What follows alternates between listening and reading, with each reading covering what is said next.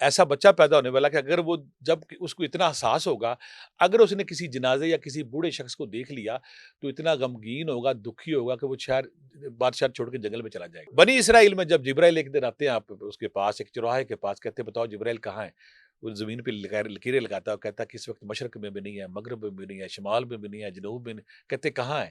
کہتا ہے یا تم ہو یا میں ہوں۔ فرعون کو اس کے نجومیوں نے کہا تھا کہ تمہارے یہاں پہ تمہارے خاندان غلامہ میں، تمہارے غلاموں میں کوئی ایسا بچہ پیدا ہونے لگا جو تمہاری سلطنت کو اجاڑ کے رکھ الٹا دے گا، دے گا، برباد ہاں۔ کر دے گا۔ تمہارے بیٹے کے حوالے سے تمہیں ایک دردناک خبر ملے گی بہت جلدی۔ کون کہہ رہا ہے؟ برہمن جو پنڈت ہے کہ تیری ساری باتیں ٹھیک ہوگی، بتا تیرے پاس یہ علم کون سا ہے علم جو ہمیں رب سے دور لے جائے، شرک کی طرف لے جائے؟ وہ منع ہے، منع ہے، منع ہے۔ لیکن یہ سچ ہے کہ اللہ کی ذات اپنی تخلیق کے اظہار کے لیے کچھ انسانوں کو ایسی خوبیاں، ایسی صلاحیتیں ضرور دیتا ہے۔ اللہ تعالیٰ کہتا ہے جو کھوج کرے گا، تلاش کرے گا، غور و فکر کرے گا، ہم اس کو نشانیاں ضرور دکھائیں گے۔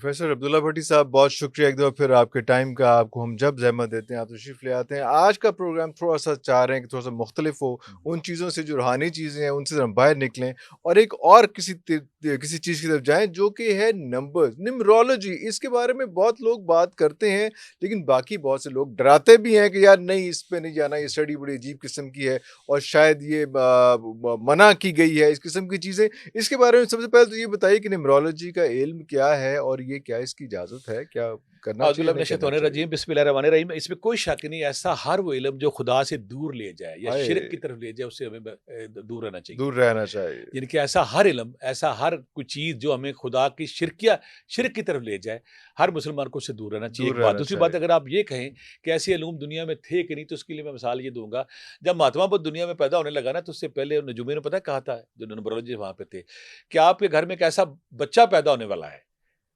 ایسا بچہ پیدا ایسا ہونے بچہ والا کہ اگر وہ جب اس کو اتنا احساس ہوگا، اگر اس نے کسی جنازے یا کسی بوڑھے شخص کو دیکھ لیا تو اتنا غمگین ہوگا، دکھی ہوگا کہ وہ بادشاہ چھوڑ کے جنگل میں چلا جائے گا۔ ارے ارے، اب وقت آنے سے پہلے بچہ پیدا ہوا، مہاتما بدھ کو ایک بند محل میں اس کی پرورش ہوتی رہی۔ ایک دن جب کھڑا تھا سامنے تو ایک دم جنازہ گزرا تھا، تو پوچھنے لگا کہ جی کیا ہے، کون؟ انہوں نے کہا بندہ فوت ہے۔ کہتا بندہ فوت بھی ہوتا ہے؟ ہائے ہائے، ان کہ کیوں؟ انہیں بندہ بوڑھا ہوتا ہے؟ کہتا بندہ بوڑھا بھی ہوتا ہے۔ یہی اساسیت اس کو لے گئی درخت کے پاس جنگل میں، وہاں اس نے پھر نرواں تلاش کیا، جنت تلاش کی۔ ایک بات ہے، جب آقا کریم ہجرت پہ نکلتے ہیں تو جب وہ غار ثور میں پناہ لیتے ہیں تو وہ آتے پیچھے پوچھتے ہیں آگے، تو وہاں ایک چوراہا کہتا ہے کہ وہ ستارے دیکھ کے کہتا ہے کہ وہ جو جس کو آپ تلاش کر رہے تھے وہ نکل گیا ہے۔ نکل گیا ہے۔ اوئے ہوئے بنی ہوئے اسرائیل میں ہوئے، جب جبرائیل ایک دن آتے ہیں آپ اس کے پاس، ایک چوراہے کے پاس، کہتے ہیں بتاؤ جبرائیل کہاں ہے؟ وہ زمین پہ لکیریں لگاتا ہے اور کہتا ہے کہ اس وقت مشرق میں بھی نہیں ہے، مغرب میں بھی نہیں ہے، شمال میں بھی نہیں ہے، جنوب میں نہیں۔ کہتے کہاں ہے؟ کہتا یا تم ہو یا میں ہوں۔ ہوئے ہوئے ہوئے ہوئے فرعون کا جب ہوئے۔ ہم ذکر کرتے ہیں، فرعون کو اس کے نجومیوں نے کہا تھا کہ تمہارے یہاں پہ تمہارے خاندان غلامہ میں، تمہارے غلاموں میں کوئی ایسا بچہ پیدا ہونے لگا جو تمہاری سلطنت کو اجاڑ کے رکھ الٹا دے گا، دے گا، برباد ہاں۔ کر دے گا۔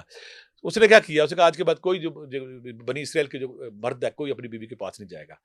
پابندیاں لگا دی۔ نجومیوں کی ایکوریسی دیکھیں، نجومیوں نے کہا کہ جو تم پابندی لگا رہے تھے وہ بچہ رات کو ہو چکا ہے پیدا، باپ کی پشت سے ماں کے رحم میں جا چکا ہے۔ جا چکا۔ اوئے ہوئے ہوئے ہوئے باپ کی ہوئے، پشت سے اتنا ایکوریٹ ماں کے رحم میں جا چکا۔ اس جا نے کہا چکا ہے۔ آج کے بعد بچے جو ہے نا وہ مارنے شروع کر دو۔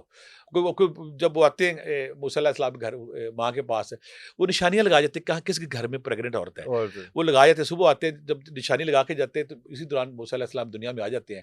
تو پھر وہ فوجی آتے ہیں شام کو، جو ماں بچے کو اٹھا کے جلتے ہوئے تندور میں ڈال دیتی ہے، اوپر برتن ڈال دیتی ہے۔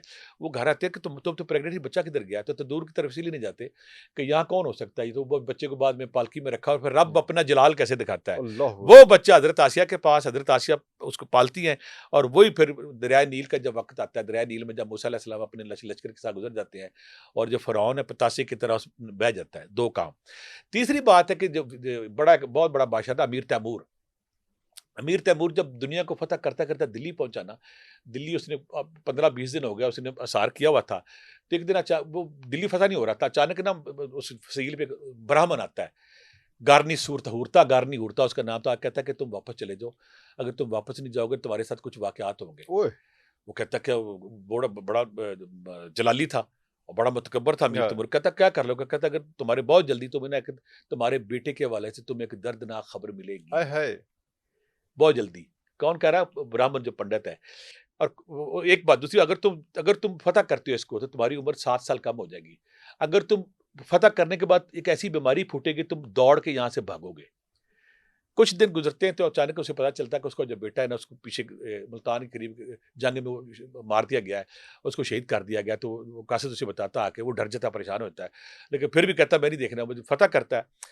فتح کرنے کے بعد وہ گارنی ہوتا ہے جسے کہا ہوتا ہے کہ تمہارے ساتھ ایک ایسی بیماری پھوٹے گی. وہاں پہ ہیضے اور موشن کی بیماری شروع ہوئی, سارے فوجی اس میں مبتلا ہوئے, اور میر تیمور شہر چھوڑ کے بھاگا. بھاگنے سے پہلے اسے کہتا ہے کہ تیری ساری باتیں ٹھیک ہو گئی, بتا تیرے پاس علم کون سا ہے, علم کون سا ہے, یہ کیا چیز ہے, تو آنے والے وقت کو تو بتا رہا تھا گارنی ہوتا. اس نے کہا یہ ستاروں کی چال ہے, جو بھی ساری چیزیں میں کچھ دیکھ لیتا ہوں. دنیا میں کچھ عرفان بھی ایسے لوگ ہر دور میں آئے ہیں جن کے اندر تجسس زیادہ ہوتا ہے, متجسس زیادہ ہوتے ہیں, جو نا معاشرے جب دنیا میں آتے ہیں وہ دیکھتے ہیں پہاڑ, سمندر, چاند, تارے, پھول, انسان, عروج و زوال, بندے, وہ ہر چیز دیکھتے ہیں. چاند کہاں سے آئے, تارے کہاں سے گئے. بالکل صحیح. یہ تجسس کھوج انہیں ایک ایسے علوم کی طرف لے جاتا ہے, وہ دیکھتے ہیں کہ کائنات میں ہے کیا.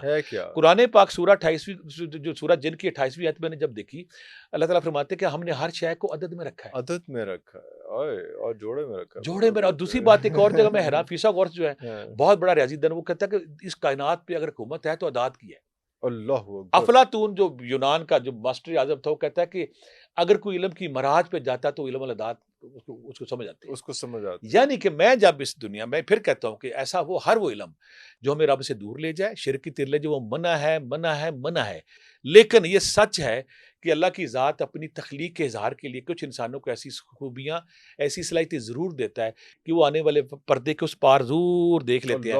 اس میں نعمت اللہ شاہ ولی صاحب کے کالم ہے, ساری دنیا جانتی پچھلے 900 سال سے, جو وہ کہہ گئے. ان کا سب سے حیران کو جملہ یہ تھا, آج سے 900 سال پہلے گوری چمڑی والے انگریز آئیں گے, 100 سال یہاں رہیں گے, پھر وہ ناکام ہوں گے, ایک ملک بنے گا, اس کے 2 ٹکڑے ہوں گے, پھر غزوہ ہند, ساری چیزیں لمبا بحث ہمارا ہو جائے گا, پورا ٹاپک اس پہ بنتا ہے. اور اس کے بعد جو ناسٹراڈیمس ہے, پورا یورپ امریکہ اس پہ پاگل ہے, جو پشینیاں کر گیا, فلاں ہوگا, فلاں ہوگا, فلاں ہوگا. یہ سچ ہے کہ اللہ کی ذات بعض انسانوں کو ایسی صلاحیتیں ضرور دیتی ہے جو لیکن یہ صلاحیت علم غیب صرف رب کی صلاحیت ہے.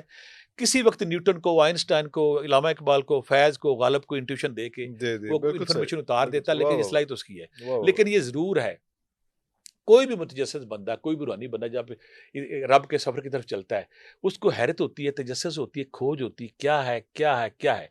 یہی کھوج مجھے بھی جب میں اس لائن میں آیا نا, مجھے اللہ نے میرے پہ کرم کیا, میرے پہ رحم کیا, تو میں جب کوچہ تصوف کا مسافر بنا تو میں نے مختلف علوم, پامسٹری سیکھی. پامسٹری کے سیکھنے کے بعد جب میں علم الاعداد پہ گیا, میں حیران رہ گیا. ہوا کیا, میں نے کیا کیا, میں نے یہ دیکھا کہ میرے پاس جو بندے آتے ہیں نا, بزنس مین, ان کی میں نے لاٹ بنا لیجیے, بزنس مین ہیں, یہ رائٹر ہیں, یہ شاعر ہیں, یہ خودکشی کرتے ہیں, یہ عاشق ہیں, یہ باہر جاتے ہیں. مختلف لوگوں کو میں نے مزاجوں کے حوالے سے گروپ بنائے. جب میں نے گروپ بنا کے مماثلت دیکھی نا, میں حیران رہ گیا کہ کچھ ڈیٹ آگے جب ان پہ بات کریں گے, اس ڈیٹ آف برتھ کے ساتھ یہ ہے, اس کے ساتھ یہ ہے, اس کے ساتھ یہ ہے, اسی طرح. اور اتنا میں اس پہ ڈوبا کہ میں اس کی ایکوریسی پہ پریشان ہو گیا.